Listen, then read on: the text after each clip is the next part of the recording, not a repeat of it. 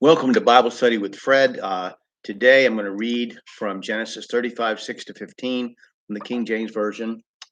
Sorry about the cat. And then I'm going to comment on it. So Jacob came to Luz, which is in the land of Canaan, that is Bethel, he and all the people that were with him. And he built there an altar and called the place El Bethel, because there God appeared unto him when he fled from the face of his brother. But Deborah, Rebekah's nurse, died, and she was buried beneath Bethel under an oak. And the name of it was called Alambakuth. And God appeared unto Jacob again when he came out of Padan Aram and blessed him. And God said unto him, Thy name is Jacob. Thy name shall not be called any more Jacob, but Israel shall be thy name. And he called his name Israel.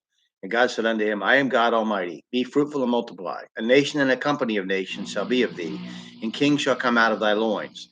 And the land which I gave Abraham and Isaac, to thee will I give it. To thee I will give it, and to thy seed after thee will I give the land.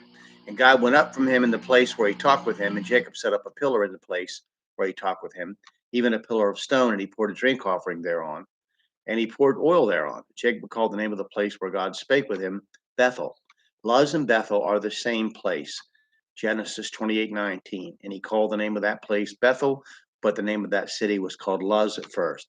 Jacob builds an altar and calls the place the God of the house of God. El Bethel. El means God, and Bethel means house of God.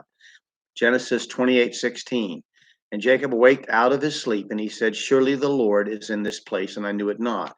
And he was afraid, and said, How dreadful is this place! This is none other but the house of God, and this is the gate of heaven. And Jacob rose up early in the morning, took the stone that he had put for his pillows, and set it up for a pillar, and poured oil upon the top of it. And he called the name of that place Bethel, but the name of that city was called Luz at the first. Rebekah's nurse, mentioned when Rebekah left her family to marry Isaac, dies at this point in the narrative. Strong says that Alambakuth means oak of weeping. It is likely that Jacob visited his former home and carried this elderly nurse with him, as his parents were now dead. Excuse me. Genesis 24:59. And they sent away Rebekah, their sister, and her nurse, and Abraham's servant and his men. We're now reminded of God's appearance to Jacob and his renaming to Israel. Genesis 32:28. And he said, Thy name shall be called no more Jacob, but Israel, for a prince hast thou power with God and with men, and hast prevailed. So this is a reminder, a flashback, so to speak. We're now given more detail of the blessing and the promise that God bestowed on Jacob.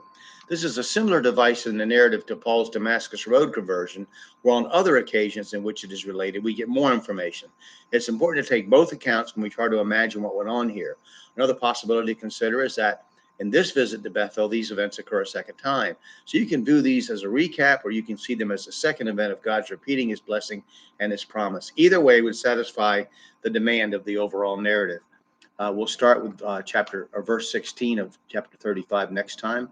I hope that you will pray about the Bible, study it, and read it, and just take it in context, back and forth. Don't go off crazy on the side. You do need to study it with people, to read commentaries that good Christian people have written, because if you just do it yourself and you just take off your own thoughts, you can come up with all kinds of crazy interpretations. I've When I've done this, I've looked at other commentaries to make sure that I wasn't coming up with something that nobody else had said, because obviously if I did that, then I was probably nuts. So I look and make sure that I'm in the right general framework, at least from the ancient Jews or through commentaries through the Reformation, even the old Catholic commentaries. But still, just on understanding the thread and trying to make the text more vivid and real, to see it as it happened. So thank you for watching.